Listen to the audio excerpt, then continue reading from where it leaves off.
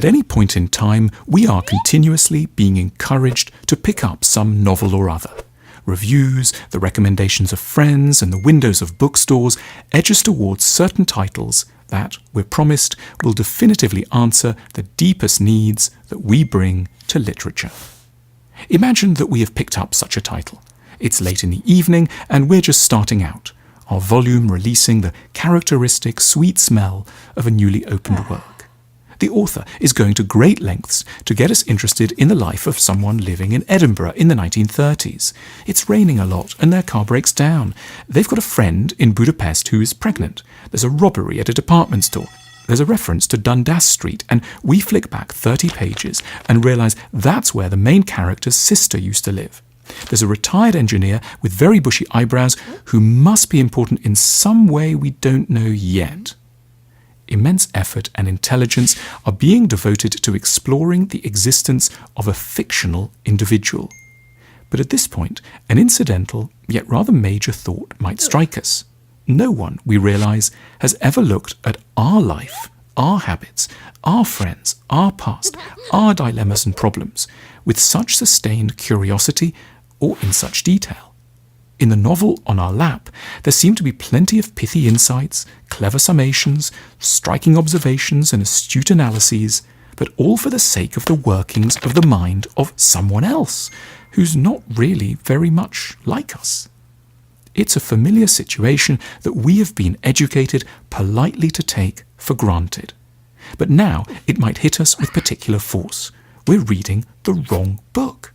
What we should really be doing is reading a book about us, written with the same elegance and wisdom, but placing the raw material of our life in a lucid order, selecting and joining up diverse events in our chaotic stream of consciousness and turning them into a coherent story. We are politely interested in the stories of others, but the story we really need to hear about is our own. What we really crave is for someone to make loving sense of us.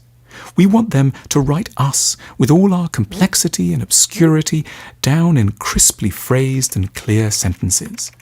Our reading of someone else's novel is dutiful and well-educated, no doubt, but it's as if we went to the doctor and they made a very accurate diagnosis of someone else's earache.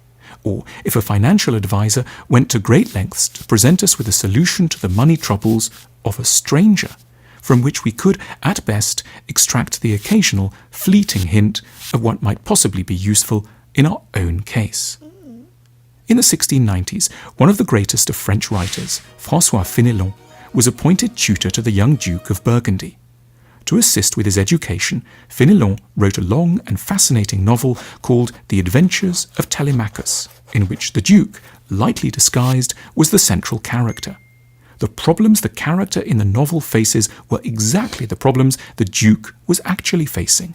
The strengths and weakness of the central character, carefully understood by the writer, were his. It sounded like the rarest and most cultivated luxury to have someone write a novel about you. But it's a treat we should, in a sense, all be granted, and perhaps secretly crave.